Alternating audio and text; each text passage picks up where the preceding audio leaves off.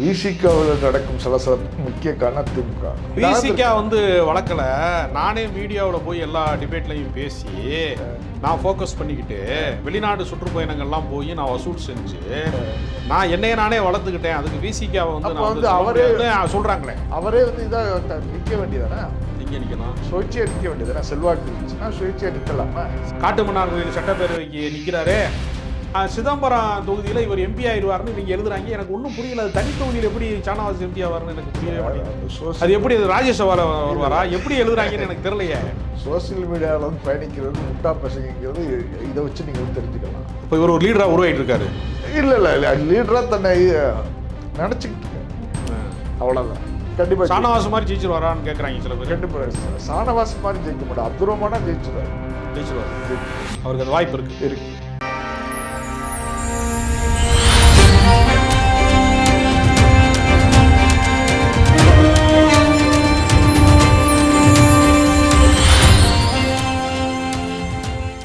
வாகை தமிழ் நேயர்களுக்கு வணக்கம். இன்றைய கலந்துரையாடலே நம்மோடு பத்திரிகையாளர் புதுமடம் ஜாஃபர் அலி. வணக்கம். விசிகாவுக்குள் நடக்கும் சலசலப்பு என்ன காரணம்? விசிகாவில் நடக்கும் சலசலப்புக்கு முக்கிய காரணம் திமுக.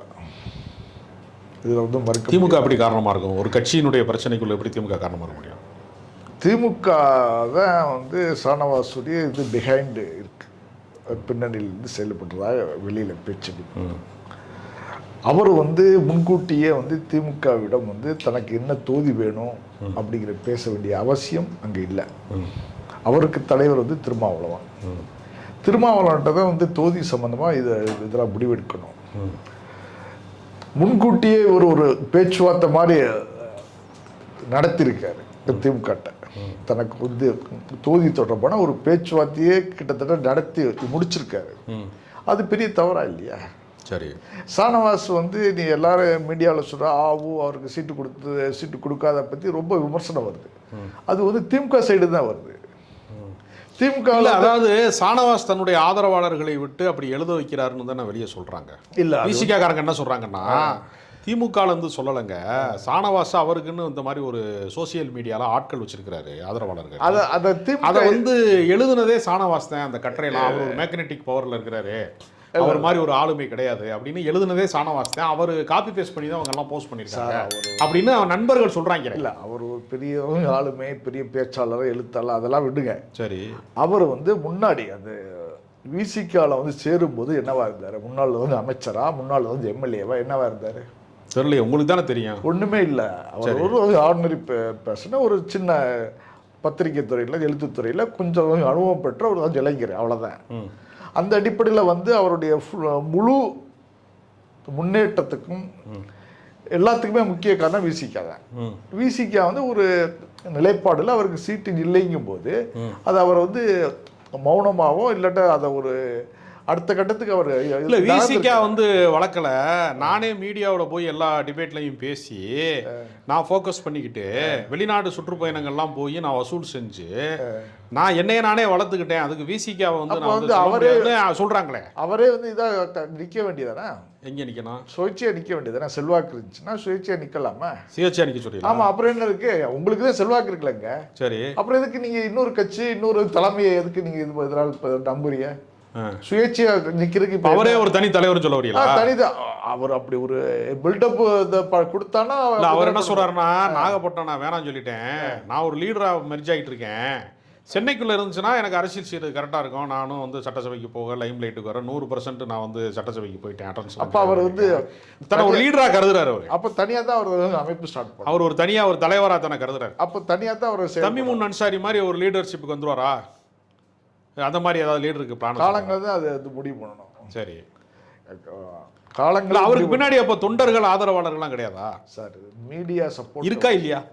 அப்படி ஒன்று இருக்கா சார்? மீடியா சப்போர்ட்டை வச்சு நீங்கள் எதுவுமே செய்ய முடியாது. சரி, அப்படி பார்த்தீங்கன்னா நாஞ்சில் சம்பந்தி நீங்கள் சிஎம் ஆயிருக்கணும், சால்மன் பாப்பையா சிஎம் ஆயிருக்கணும். ஏன் நாஞ்சில் சம்பந்தி சிஎம் ஆகணும்? இல்லை, அவருக்குண்டான இது பாப்புலாரிட்டி இருக்கா இல்லையா? சரி, நீங்கள் இதைத்தானே வச்சு பேசுறீங்க, பாப்புலாரிட்டியை வச்சு தானே பேசுறீங்க. சரி, இப்போ டெய்லி டிவியில் அவங்க எல்லாம் என்ன ஆகுறதுன்னு ஒரு பெரிய கேள்வி இருக்கு. என்ன ஆகலாம்? பாஜக மட்டும்தான் டிபேட்ல கலந்துகிட்டதுக்காக வேண்டி தமிழிசை சவுந்தரராஜனுக்கு கவர்னர் ஆக்கியிருக்காங்க. அந்த நடைமுறை விசிகால இல்லைன்னு நினைக்கிறேன். அப்படி கிடையாது சார். கவர்னர் வந்து தமிழிசைக்கு வேற மாதிரி பின்னணிகள் இருக்கு, அரசியல் பின்னணி, சரி, களப்பணியாளர். ஒன்லி இது டிபேட் மட்டும் இல்லையே, பேசலையே. சரி, பார்த்தா வந்து இவருக்கு களப்பணி கிடையாதா? நான் பயங்கரமா களப்பணி செஞ்சிருக்கேன் என் தொகுதியில் அப்படின்னு அவர் சொல்லியிருக்காரு. எங்க களப்பணி? அவர் நாகப்பட்டினத்துல அப்படியே நான் இது வரைக்கும் எந்த சட்டமன்ற உறுப்பினரும் சாதிக்க முடியாது அவர் சொல்றாரு. திரும்ப திரும்ப அவர் தாங்க சொல்றாரு, நான் எங்க சொல்றேன்? திரும்ப திரும்ப அதை சொல்லி அப்ப வந்து இதான் நிக்க சுயேட்சை நிக்க வேண்டியது. இதுல என்னங்க உங்களுக்கு இது இருக்கு? சுயேட்சை நிக்க சொல்லி தடங்கள் இருக்கு. எத்தனையோ பேர் வந்து அவர் செல்வாக்கு மிக்க தலைவர் ஆயிட்டாருங்கிறாருங்க. ஏங்க சுயேட்சை நின்று இது போடல, ஜெயிக்கலையா? யார் ஜெயிச்சிருக்கா? தாமரைக்கடின்னு ஒரு முன்னாள் எம்எல்ஏ அதிமுக எடுத்து காலத்துல இந்த காலத்துல யாரும் இந்த காலத்துலயும் ஜெயிக்கலாம். யார் ஜெயிப்பா?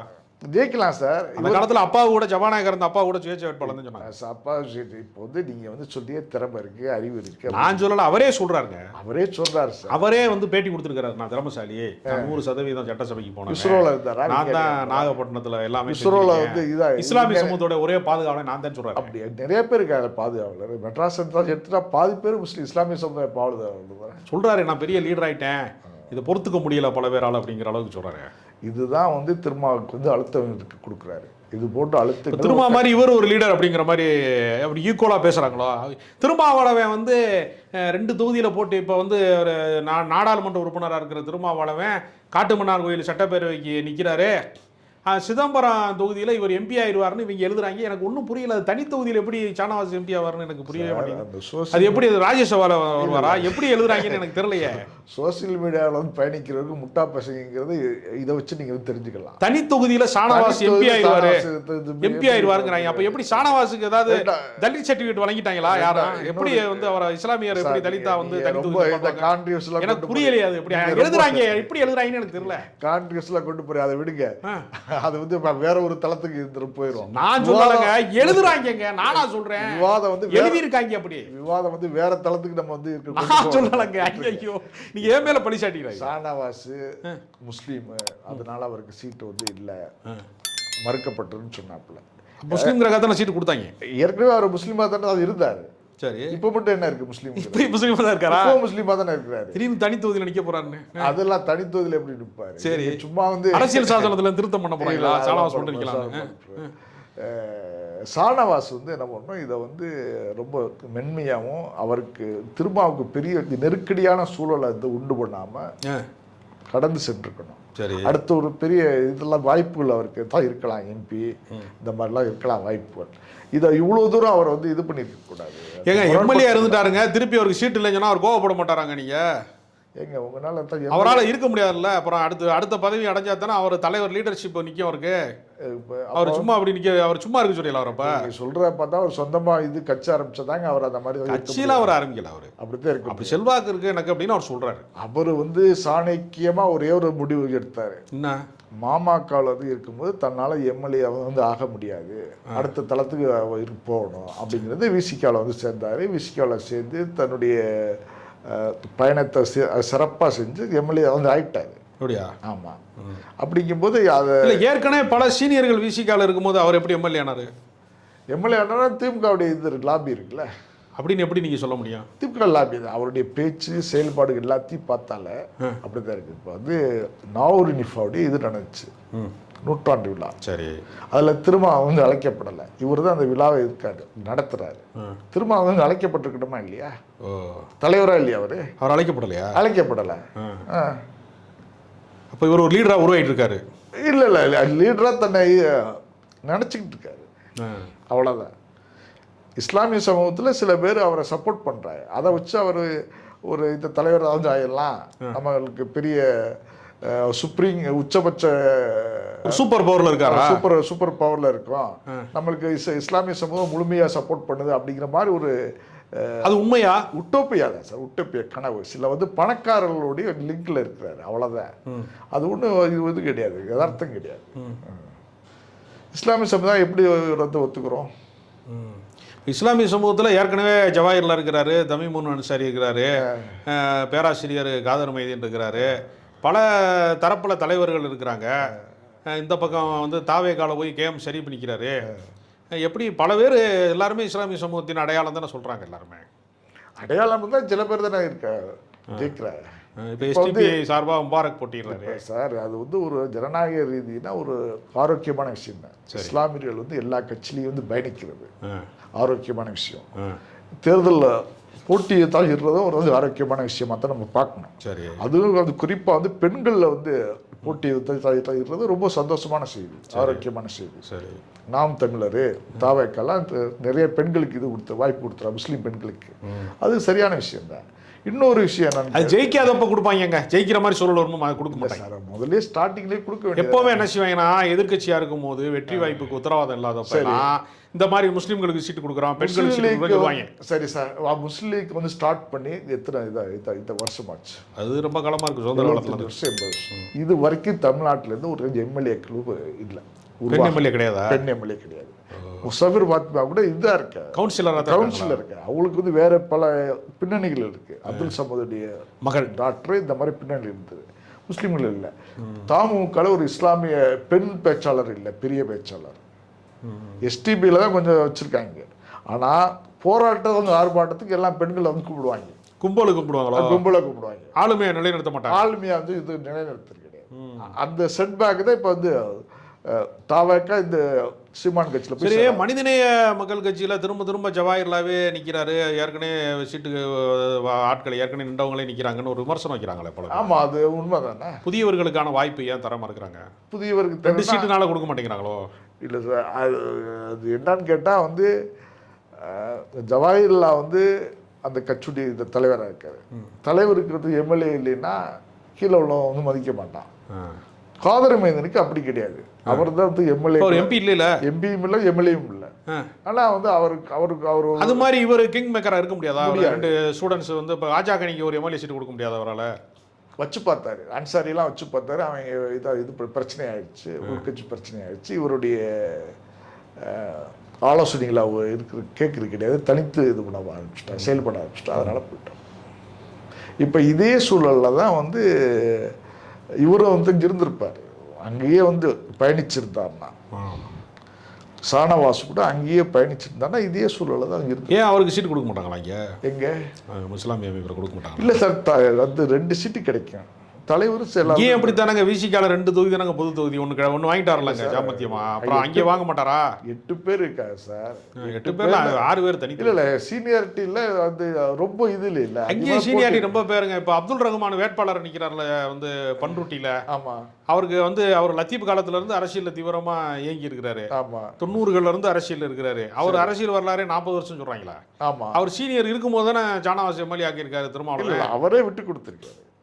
யாரு? அப்துல் ரஹ்மானா? அப்துல் ரஹ்மானும் இவர் இருந்தார், பொருளாளர் இருந்தார், மறைந்த முகமது யூசுப் என்ன பண்ணிக்க இந்த வட்டி ஷானவாஸ் தான் இருக்கட்டும் சொல்லியிருக்கேன். அவ்வளோதான். விட்டு கொடுத்தாங்களா மூத்த தலைவர்களா? திருமாவளவன் என்ன பண்ணியிருக்காரு? அது மாதிரி அப்துல் ரஹ்மானுக்கு ஷானவாஸ் விட்டு கொடுத்துட்டாரா? இப்போ இந்த முறை யாரு? இந்த முறை ஷானவாஸ் விட்டு கொடுத்தாரா? அப்துல் ஷானவாஸ் விட்டு கொடுக்கலையா? விட்டு கொடுக்கலையா?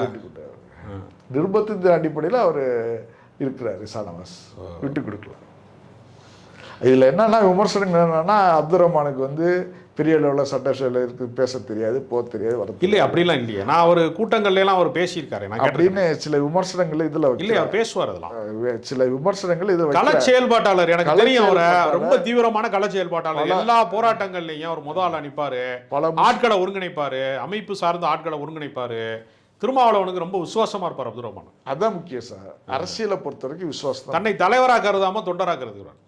அரசியலில் வந்து முக்கிய காரணம் விமர்சனம், இது விசுவாசம் தான். அது வந்து இவர்கிட்ட இருக்குது, அப்துல் ரஹ்மான்கிட்ட இருக்குது. அதனால் அப்துல் ரஹ்மான் வந்து சக்ஸஸாக இருப்பார். விசிகாவிலையும் ரொம்ப விசிகா கட்சிக்கும் ஒரு விசுவாசமாக இருப்பார். திருமாவளவனுக்கு விசுவாசமாக இருப்பார். இப்போ வந்து திருமாவளவன் சட்டசபை அவர் ஜெயிச்சிருவாரா? கண்டிப்பாக. ஷானவாஸ் மாதிரி ஜெயிச்சிருவாரான்னு கேட்குறாங்க சில பேர். கண்டிப்பாக ஷானவாஸ் மாதிரி ஜெயிக்க மாட்டார். அப்துல் ரஹ்மானா ஜெயிச்சிருவார். அவருக்கு அந்த வாய்ப்பு இருக்குது. விசிகா தலைவர் வந்து சட்டசபை தேர்தலில் இப்போ போட்டியிடுறது கூட மாநில அரசை நோக்கி அவருடைய நகர்வுகள் வந்து எல்லாம் இருக்கு. யார்? திருமாவளவன். இன்னொன்று கூட அவர் அவருடைய இதுபடி கருத்து கணிப்புப்படி திமுக ஃபுல் மெஜாரிட்டியில் வராது. தொங்கு சட்டசபை வந்தால் இவருடைய செயல்பாடுகள் கொஞ்சம் வீரியமாக இருக்கும். வரலைன்னா என்ன செய்வார்? மறுபடியும் எம்பி ஆயிடுவாரா? சார் வரலைன்னா மறுபடியும் பாராளுமன்றம் அது அப்புறம் தான் பார்க்கணும், தேர்தலுக்கு அப்புறம் தான் முடிவு. இப்போ காட்டுமன்னார் கோயிலில் வந்து என்ன செய்வார், 2 எம்எல்ஏ எம்பி 2யுமே வச்சுக்க முடியாது. ஆமாம், ஒன்றை வந்து ரிசைன் பண்ணுவார். எப்படி பாராளுமன்ற நாடாளுமன்ற தொகுதினா பெரிய தேர்தலாவில் இருக்கும் அது. ஆமாம் சார், திருப்பி யாரையாச்சும் அவங்களுடைய இதில் கட்சி சார்பாக யாராச்சும் நிப்பாட்டுவாங்க, ஜெயிக்க வைப்பாங்க.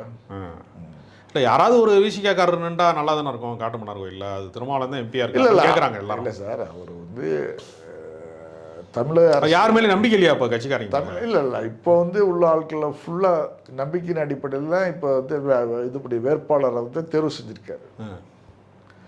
இப்போ வந்து அப்போ 3 பேருக்கு சீட் இல்லைன்ட்டு இருக்கேன். சரி, பாலாஜி, பாபுவா, பனையூர் பாபு 2 பேருக்கு 2 பேருமே சைலண்டாக இருக்காங்க, ஒன்றும் பிரச்சனை கிடையாது. ஷானவாஸுக்கு மட்டும் என்ன பிரச்சனை? ஷானவாஸ் ஒரு பெரிய தலைவர், ஆளுமை மிக்கவர் அப்படின்னு அவர் நம்புறாரு, அதனால அவர் ஆட்களை வச்சு எழுத விட்டுறாரு அப்படின்னு சொல்றாங்க. என்னைய கூட நான் வந்து ஜனாதிபதினு எதிர்க்கலாம், நம்பிக்கலாம், பட் இன்னொருத்தன் ஜனாதிபதினு சொல்லணும்ல. என்னைய அந்த நாள் வரும், அவர் எம்பி ஆயிடுவாரு, ராஜ்யசபாவுக்கு போயிடுவாரு, வாழ்த்துக்கள் அப்படின்னு பெரிய தலைவர் ஆயிடுவாருன்னு அவருடைய ஆதரவாளர்கள் சொல்றாங்க. இருக்கட்டும், வாழ்த்துக்கள். அவருக்கு ஆதரவாளர் இருக்காங்கன்னு எனக்கு தெரியல, ஆனால் சோசியல் மீடியாவில் எழுதுறாங்க. சோசியல் மீடியாவில் இருப்பாங்க. ஓகே, இந்த சர்மிளான்னு ஒரு அம்மா இருந்த பேர்னா அங்கே இதில் எலெக்ஷன்லாம் நின்றுச்சு மணிப்பூர்லையா? ஆமாம், இரோம் சர்மிளா.